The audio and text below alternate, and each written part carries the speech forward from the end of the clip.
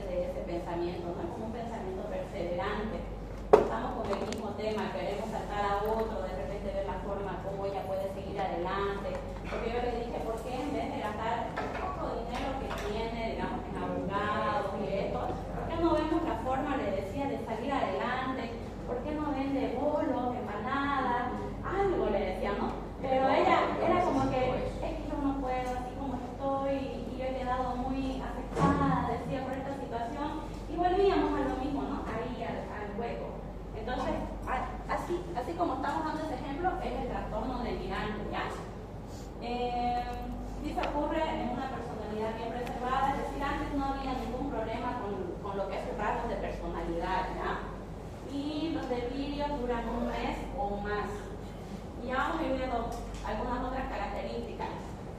No se debe a un trastorno del estado del ánimo, o sea, no es una depresión, no es un trastorno bipolar, no es inducida por sustancia, no es por alguna enfermedad médica, ya todo eso está descartado. Y la característica principal es la presencia de un delirio en ausencia de un comportamiento extraño. Cuando hablamos de comportamiento extraño, hablamos en esquizofrenia, ¿no ves?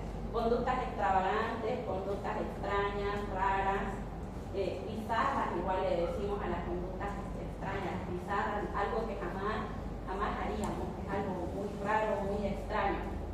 ¿Ya? Entonces una conducta bizarra, como le decía de repente a alguien, no sé, tomando sorín o pisando algunas heces, hay esas conductas súper bizarras, extrañas.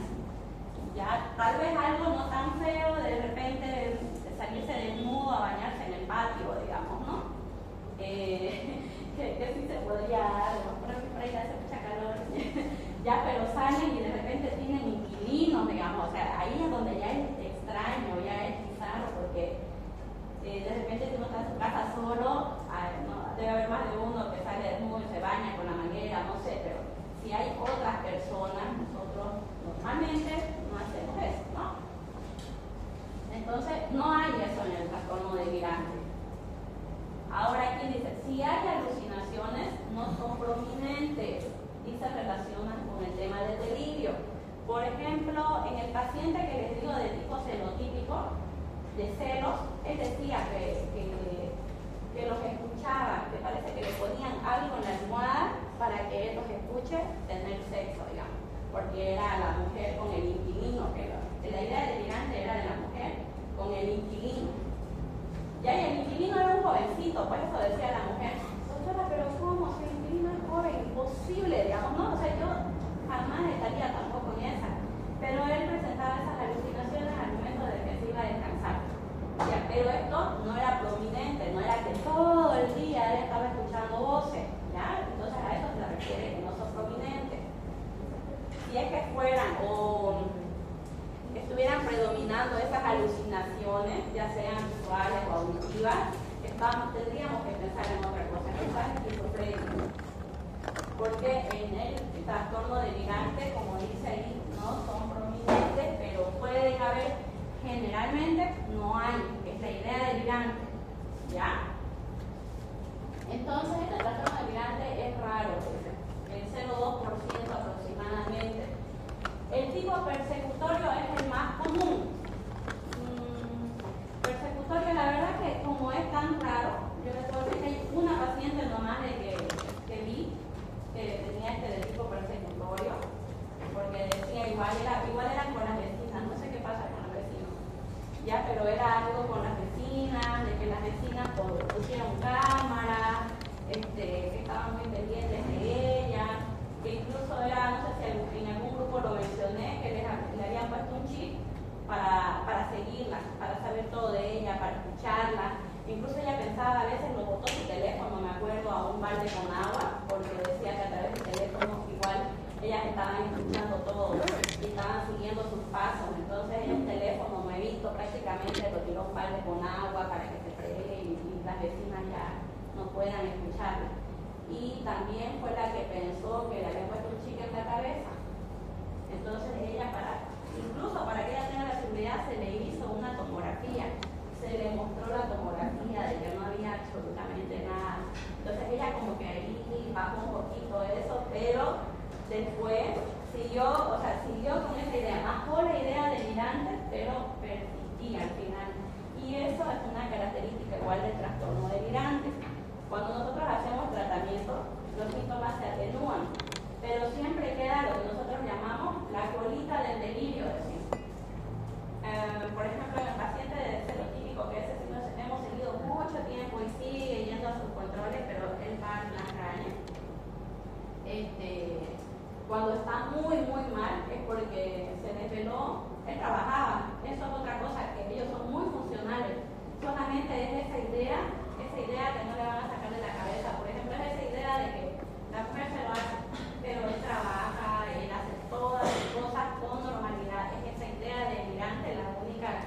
que nos está atormentando y que puede ser muy fuerte. Ya entonces él, por ejemplo, trabajaba en la PIB, el señor hace poquito recién se jubiló porque ya es mayor y lleva muchos años con esto. Entonces la idea del gigante bajaba al punto que ya no lo mencionaba. Decía, esta mujer pues nunca deja sus cosas, sus mañas, decía, ¿no? Y cuando ya, digamos, iba bajando, no lo mencionaba y uno tenía como que preguntarle, ¿y qué vamos a hacer respecto a la situación con su esposa? Usted sigue pensando que ella no se tiene algo con el vecino, con alguien más. Claro, pues doctora, obvio, pero ya no podemos darle importancia, a ver qué hace ella, a ver qué decide. Si se queda o se va o qué hace. Pero nada más que ahí quedamos. O sea, nunca se va la idea. La idea sí, pero solo que al final como que baja en intensidad y sigue en su vida. Yo, por ejemplo, de la esposa del Señor, yo no sé cómo nunca lo dejó, ¿no? La señora dice que una vez sí lo dejó, que él fue y le hizo escándalo una vez al mercado donde ella trabajaba, porque es costurera. Entonces ya lo último que ella pensaba hacer era, por ejemplo, se iba a ir a Chile. Pero después igual dice, me da pena. Pero igual sus hijos son grandes y sus hijos igual le decían que ella se vaya, que ellos iban a estar pendientes de su papá. Pero al final no se va, pues, ¿no? Y ya lo último, incluso él llegó a agarrar hasta cuchillo para amenazar a la mujer. Y ahí donde se tornó peligroso, y donde estábamos aconsejándole que era bueno que ella si podía irse, mejor que se vaya. Porque ya no, el señor al final, como se jubiló, entonces estaba tomando más seguido, coqueando más seguido, y eso entonces estimulaba más su ideas delirantes respecto a la mujer. Ya, entonces, dice, se le considera un trastorno de la madurez a la vejez porque se presenta generalmente después de los 40 años. ¿Ya? No hay diferencia, dice, de frecuencia importante entre lo que es el sexo, como habíamos visto en esquizofrenia o en trastorno bipolar. Dice, tiene una relación familiar significativa con la esquizofrenia y trastorno de la personalidad esquizotípica. Pueden tener empleo y valerse por sí mismos. ¿Por qué dice similar? Porque tanto en la esquizofrenia hemos visto que pueden haber esas mismas ideas delirantes, pero la diferencia es que en las otras patologías como esquizofrenia o algún trastorno de personalidad o incluso en bipolaridad, hacemos el tratamiento y las ideas se van por completo, desaparecen por completo. Lo normal es que el paciente no se acuerde de eso, ¿ya? Y de lo que hacía. Pero hay unos otros pacientes que últimamente como que me dicen, algo me acuerdo y sí me mencionan. Y me dicen, yo creía que era. No sé, yo creía que se está dando con más frecuencia. Hay una paciente que estoy por ponerle el diagnóstico de trastorno delirante, igual es una profesora que trabaja con todos los cursos de secundaria y creo que algunos de primaria porque es profesora de inglés y es de lenguaje. Yo se lo estuve preguntando ya con más calma y su cuadro empezó en el tiempo del COVID, ¿no? Entonces, ¿qué pasó? Aumentó el grado de ansiedad, de tensión, porque ya no era la misma metodología de aprendizaje, entonces ellos tuvieron que acomodarse.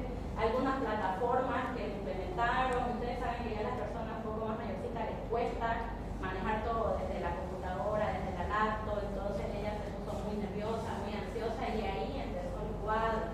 Ella escuchaba que sus estudiantes hacían como que ruido un poquito feo, no sé, como de gases, eructos, ¿no ves? Y sentía que lo hacían a propósito para molestarla. Yo decía que era a propósito para molestarla, y hacerla sentir mal. Entonces ella le provocaba tanta ansiedad que ni siquiera se daba la vuelta, digamos, de la pizarra para ver qué estudiante era el que hacía eso, ¿no? O si realmente estaban haciendo eso. Porque tal vez de estudiantes de primaria se puede esperar algo, ¿no? Los niños son un poquito, no sé, tienen algunos tipos de conducta fuera de lugar, podríamos decir, pero ella jamás pudo comprobar si realmente escuchaba eso. Después ya empezó a sentir lo mismo con sus colegas de trabajo, ya esa misma incomodidad de pensar de que estaban en contra de ella, de que estaban muy pendientes de lo que ella hacía. Entonces, yo primero la catalogué como un trastorno psicológico, de repente por un grado de ansiedad muy intenso, y la hemos ido siguiendo. Estuvo ella muy bien. Llegó al momento en el que ella es, por ejemplo, de las que decía, si yo pensaba que ellos lo hacían a propósito, y yo pensaba también que mis colegas hacían eso, y hace reír, le da un poco de pena, como que vergüenza, y llegó a estar así súper bien, no quedó esa colita del delirio, pero ya volvió a presentar otra crisis recientemente, y es lo mismo, igual referente a sus estudiantes, que estaban queriendo otra vez hacer esos ruidos, pero ahora es como que acompañado a otras cosas. Entonces estoy ahí en el estudio porque dice que todos como que se ponían de acuerdo para como que imitarla o hacer algún movimiento aprendido que alguien más les decía qué hacer, y yo le preguntaba si era para hacerle algo en contra de ella o para ayudarla, pero ella, bueno, ya lo último que me dijo fue como que para ayudarla. Entonces está medio raro el cuadro actual, pero ya no creo que sea solamente la decía ella. ¿Qué trabaja ella? Profesora y de lenguaje. Entonces siempre está con sus estudiantes, y esto último igual ella dice, sí, ya yo cuando vienen los pensamientos trato de decir que no es así, que ellos no están haciendo eso, que esos movimientos puede hacerlo cualquiera, y que no es algo aprendido que alguien más les está diciendo qué hacer, o que no lo hacen precisamente por mí, digamos. Pero es como que es algo que nosotros hemos estado hablando, tanto mi persona como la psicóloga, y parece como que fuera repetitivo, y no sé hasta qué punto se lo cree, pero ella está más tranquila. ¿Cómo una persona puede llegar a que se implante su carácter? Es que es algo que aparece de forma, puede aparecer así de a poquito, y puede aparecer de forma brusca. Hay una paciente que van a verlo ya. Es que esa puede ser una idea secundaria, y hay las ideas primarias que aparecen de la nada. Acuérdense lo que les decía igual en la práctica, cuando hay ideas delirantes. Puede ser que haya pasado un evento, volvemos al mismo ejemplo, digamos, del esposo que piensa que su esposa se la hace. Puede haber un antecedente de infidelidad, y de ahí empieza esta idea delirante. Así como puede ser que nunca haya habido ese antecedente, y de la nada empecé a tener esas ideas en mi cabeza. No puede ser también una persona que tiene la vida vaya, o no sé, digamos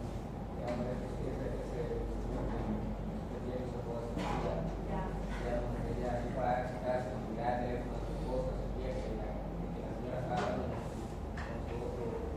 Tal vez pueden haber cositas que cambian, que van cambiando, y que a uno le van llamando la atención, ¿no? O sea, no sé, de repente mi esposa antes, como decir, no estaba en el teléfono, y ahora la veo que va en el teléfono. Entonces voy teniendo algunas sospechas, voy observando más. Tal vez hizo algo ese día diferente, y ya como que eso más me va confirmando, y ahí me voy generando esa idea.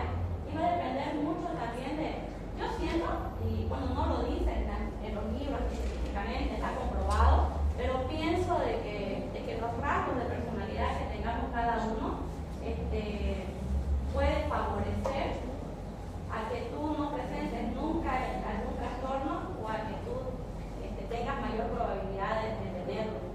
Por ejemplo, el cluster C, que son de los ansiosos temerosos, están los obsesivos, digamos.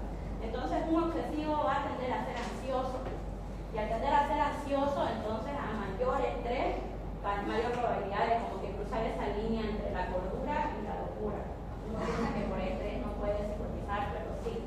Yo he visto casos que a mayor tensión de estrés han hecho un episodio psicótico, ¿no? Entonces, o un rasgo de personalidad de donde están los raros, los excéntricos, que están ahí los esquizoides, los paranoides, los esquizotípicos. Entonces ellos generalmente son más callados, más introvertidos, no son tan sociables, ¿me les gusta más estar solos, o el esquizotípico, por ejemplo, tienden a tener otra forma de vestirse, de peinarse, no sé, los emos, por ejemplo, ¿no ven? O sea, las personas que les gusta tal vez más vestirse de negro, arete, no sé si han visto las personas que tienen así el huecano en la oreja, ¿no? O el arete, ¿no ven? Y les gusta, y así se sienten bien, así se sienten cómodos, para ellos esa es su moda, más bien vestirse de pantaloncito y camisita es para ellos algo bastante raro, extraño, ¿no? Como los tequeros. No tan así. Pueden hacerlo jugadores. Es que los términos se ven más como algo, o sea, no parece algo delirante, parece más como entrar a querer incluirme, o sea, sentirme excluido de acá y querer como que iniciar una moda, seguir un estilo, algo así, pero no hay un factor ahí que determine de que estén delirantes o desconectados de la realidad, digamos, para decir que pueda ser algún trastorno psiquiátrico. Imitan y todo, ¿no ves? Pero después son personas igual que Sí. o sea, hay personas que son Vos personas y sos luego ella, son ¿no? animales. Porque dice primero son personas Vos decís que y luego están con los perros, comen, les gusta comer, lo botan en el piso. Pero también hay que usted dice que el ser humano también. Solo dicen que se transforma en el momento a veces. No, es una forma de tiempo. yo la verdad que no he leído mucho sobre qué es lo que realmente están haciendo los términos, pero sí he visto que muchos han sacado que obviamente para hablar de un trastorno psiquiátrico tienen que desconectarse de la realidad, ¿no? O sea, tener, como se dice, estas ideas delirantes, ¿no? Creer, o sea, esa idea irrebatible, irrefutable de yo soy un perro y soy un perro y soy un perro y no va a ser por una persona también, digamos, también, ¿no? Habría que ver hasta qué punto, porque esto está como una, como les digo, como una moda, como un estilo, algo de yo no me siento incluido acá y empiezo a hacer algo que hacen los demás, ¿no? A repetir algo donde yo supuestamente me siento bien porque esto es nuevo para mí y aquí me siento incluido, aquí me siento bien, digamos, ¿no? Entonces me creí que ser un perro tal vez es más ligero que llevar una vida de persona, ¿no? Pero vamos a estudiar nomás ese caso porque está bonito. Está interesante, la verdad. Aquí la persona dice con trastornos delirantes tienden a aislarse socialmente y tener una suspicacia crónica. Las que tienen delirios persecutorios o celosos a veces se tornan furiosas y hostiles. Es lo que le decía al paciente, por ejemplo, que llegó a agarrar un cuchillo, ¿no? Entonces ahí ya se tornó una persona peligrosa para su esposa. Y ahí es donde tenemos que tener cuidado. Eso tuvimos que hablar con la señora, por ejemplo, con la esposa de este paciente, para explicarle que sí, esto podría pasar a mayores y que es peligroso y que ella debería tomar una conducta respecto a esto, ¿no?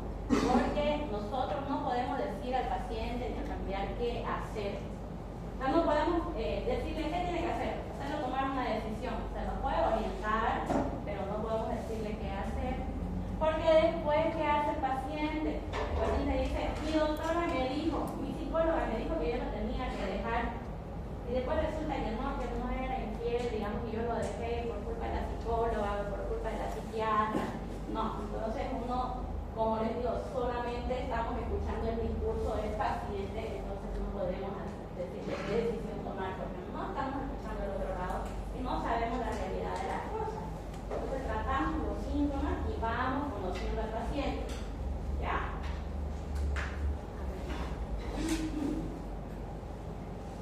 Estos son los tipos de trastorno delirante, ¿ya? Los 5 tipos más frecuentes. El de tipo persecutorio, que ya hablamos en el caso de la paciente que les digo que creía que la vecina le había puesto hasta un chip en la cabeza para seguir sus pasos, vigilarla. Acordémonos que persecutorio me siguen, me vigilan, me persiguen, ¿no? De daño y perjuicio, no sé qué tienen en contra de mí, quieren que todo me salga mal, quieren hacerme daño, me quieren matar, me quieren envenenar, diferente. ¿Ya? Por ejemplo, estos trastornos se vienen a partir de alguna herida que tenga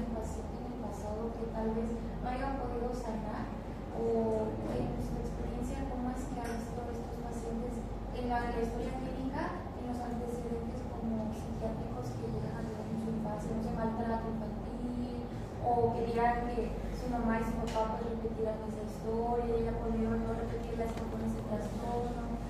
La mayoría de las personas tienen antecedentes muy feos, tal vez como dice, antecedentes de abuso o una infancia con abandono de los padres, o son, qué sé yo, son adoptados y han tenido una muy mala vida también con los padres que lo han adoptado. O sea, hay antecedentes, por eso decimos que existen factores sociales, culturales, biológicos también que pueden ser la causa de estas enfermedades.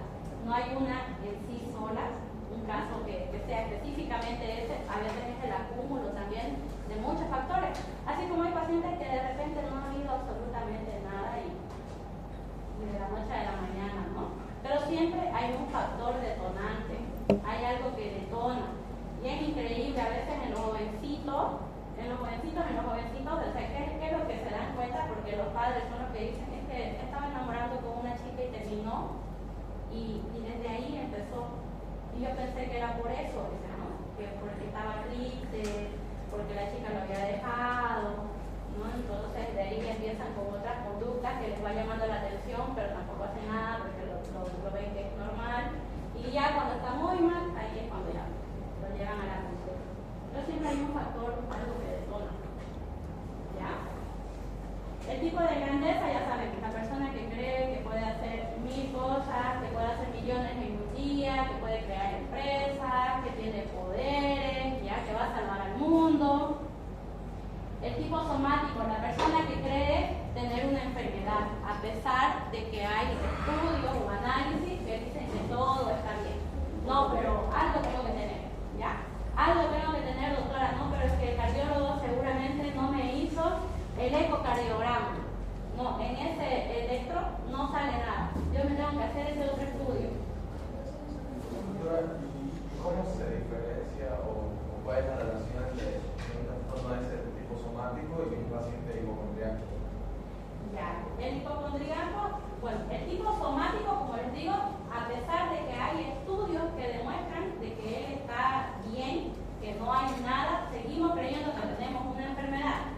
El hipocondriaco no es así, no sucede lo mismo. El hipocondriaco cree tener de repente alguna enfermedad porque vio al amigo que se desmayó, entonces yo por ahí puedo tener lo mismo, pero va a hacer los estudios por decirte que queda tranquilo.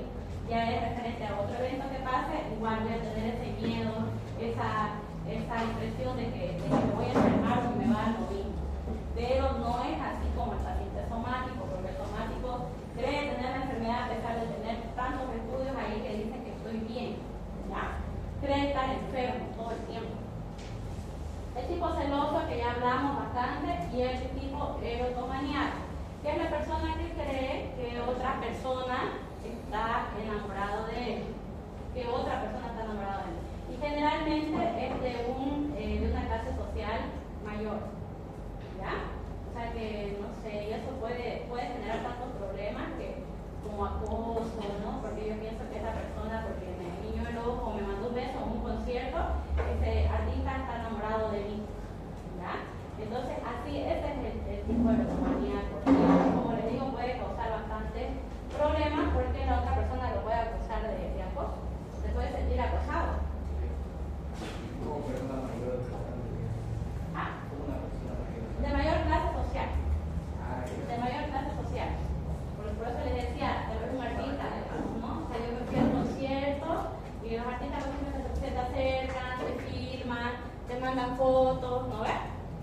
Y yo dije que pudiste. ¿A ti sonrió? Sí. Yo pensé que ibas a entenderlo más bien. Ya lo subo entonces. No lo pueden, digamos. Pero hasta que la Ya. quita pues sí.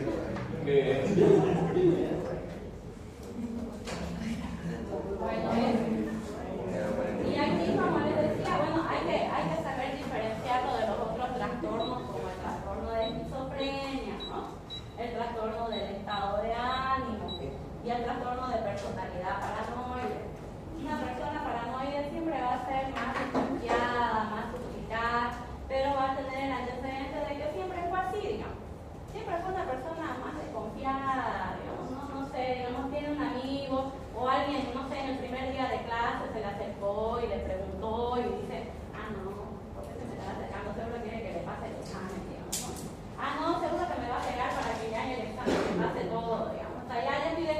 conversando y no creo, digamos, en que alguien a la primera se me acerque y me esté buscando una conversación. Siempre voy más suficiente, más desconfiado. Así son más o menos los que tienen un rasgo de personalidad paranoide.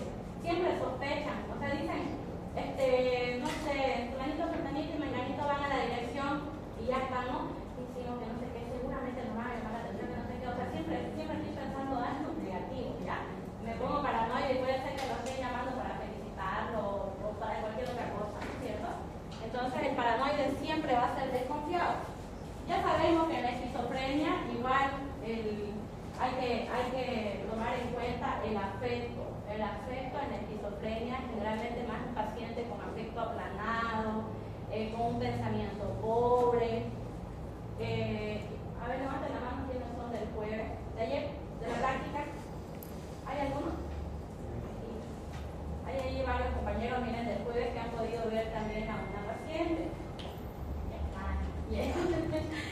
Han podido ver a una paciente y por eso es que y van a lograr verlos todos.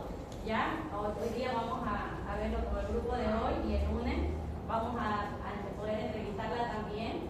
Y se van a poder dar cuenta o me van a decir por qué yo también no la puedo poner como que en el grupo solamente o con el diagnóstico de esquizofrenia. ¿Ya? Porque van a ver su afecto, van a ver el pensamiento, cómo ha tenido el pensamiento, es muy importante, ¿no? Entonces para poder diagnosticar, y por eso es que ella dice ya, usted sabe cuál es su diagnóstico y ustedes le van a preguntar y se lo va a decir, ¿ya? Entonces de ahí vamos a ir viendo y vamos a ir comparando también. El manejo, como todo trastorno psicótico, ¿ya? Con antipsicóticos. Los antipsicóticos van a ayudar, como les decía, a los síntomas, a disminuir los síntomas. Tenemos que tratar los síntomas. Qué sé yo, si el paciente está ansioso por esa idea delirante, si no puede dormir, si se siente agitado o si está agresivo, tenemos que bajar esa agresividad. Entonces, generalmente los antipsicóticos son los que nos van a ayudar. Ahí dice, ¿no? Ayudan a aliviar la agitación, la ansiedad, pero el delirio principal o central permanece intacto. Como les decía, se atenúa, pero yo no voy a dejar de pensar que mi esposa me es infiel con el inquilino. Simplemente ya tal vez no lo diga mucho, no lo converse o no se vea como que mi afecto ya más alterado como estaba cuando estuve en crisis. Ya entonces sigo. Como les digo, estos señores han vivido cuánto tiempo que ya debe tener ese diagnóstico el paciente, por lo menos unos 10 años. Y siguen viviendo juntos. Pues ya no sé ahorita, ¿no? Un año que ya no lo debo ver, digamos, al paciente. ¿Cómo sabemos que es psicólogo hábil o sea neurotípico? Generalmente casi ya no usamos los antipsicóticos típicos. Porque como les comentaba, digamos, los típicos tienden más a impregnar al paciente, a causar muchos más efectos colaterales. Entonces, nosotros generalmente ya usamos un atípico que causan menos efectos colaterales, no significa que no puedan impregnarse. Por ejemplo, la risperidona es un atípico, pero también hay personas que se impregnan, ¿ya? Entonces, pero ya son menos. Ahora también se toma en cuenta el factor económico. Un haloperidol cuesta mucho más económico que una risperidona, por ejemplo. Un haloperidol es un típico, una risperidona es un atípico, ¿ya? Pero la familia les dice desde el primer momento, doctora, por favor, que no sea caro, no tenemos plata, mira, apenas conseguí para la consulta, o no estoy trabajando, o estoy trabajando y apenas me da. Entonces ustedes tienen que considerar eso. Y si le vamos a dar un haloperidol para probar y ver si nos va bien, entonces también tenemos que comentarles qué efectos colaterales puede presentar para que no se asusten. ¿Ya? Entonces, si es que llegara a presentar, ustedes le tienen que decir también qué pueden hacer en ese momento.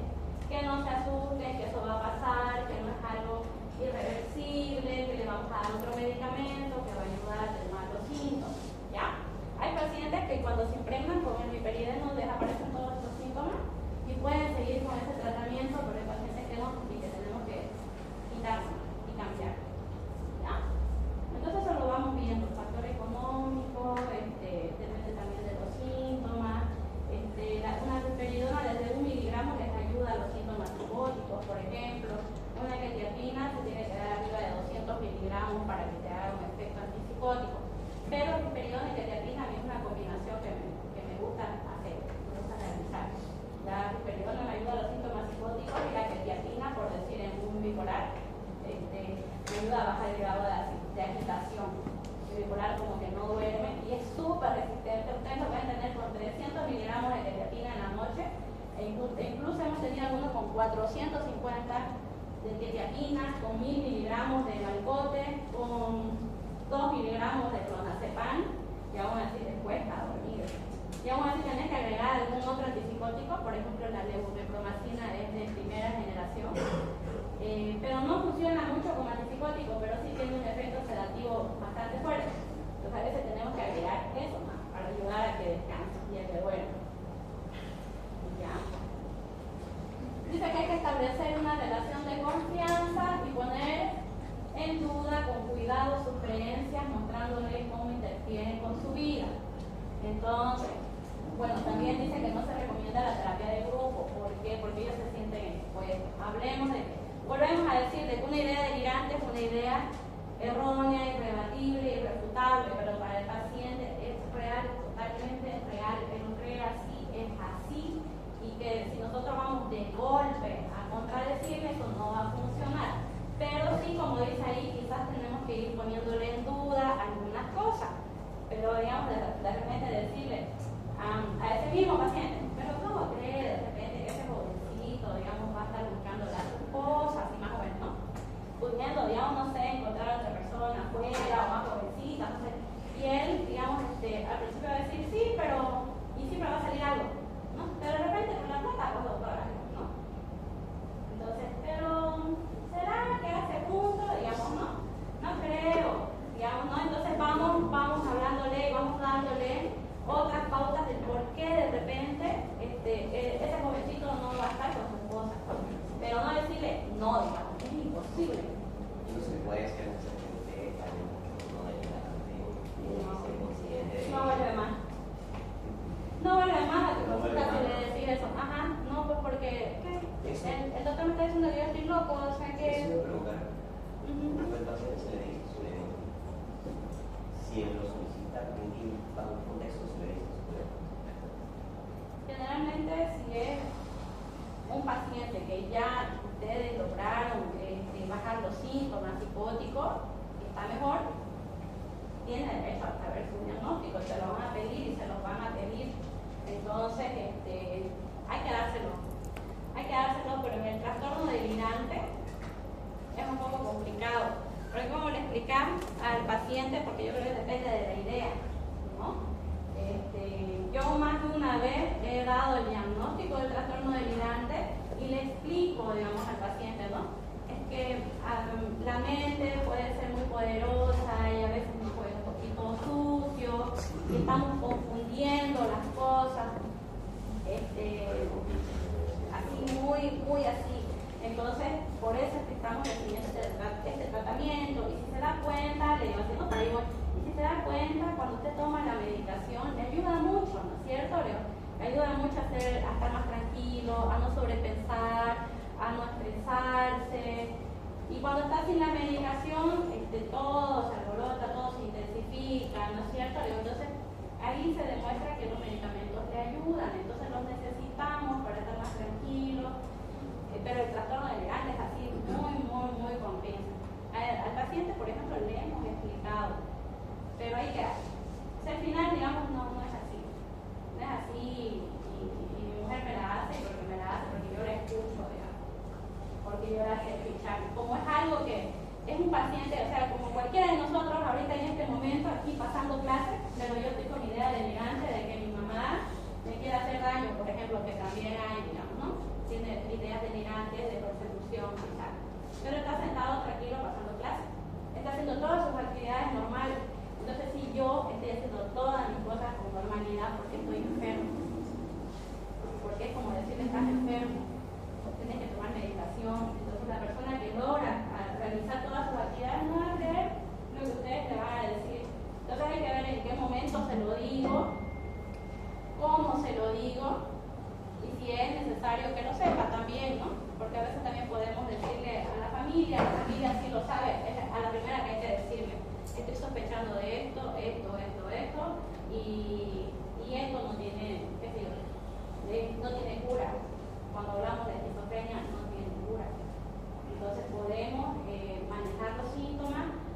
puede hacer su vida con normalidad tomando su tratamiento, pero no puede dejar los medicamentos. Entonces es un tratamiento de por vida. Y a ellos sí tenemos que recalcarles súper bien de qué estamos hablando, cómo lo vamos a manejar y el pronóstico de esto, ¿no? A ellos sí.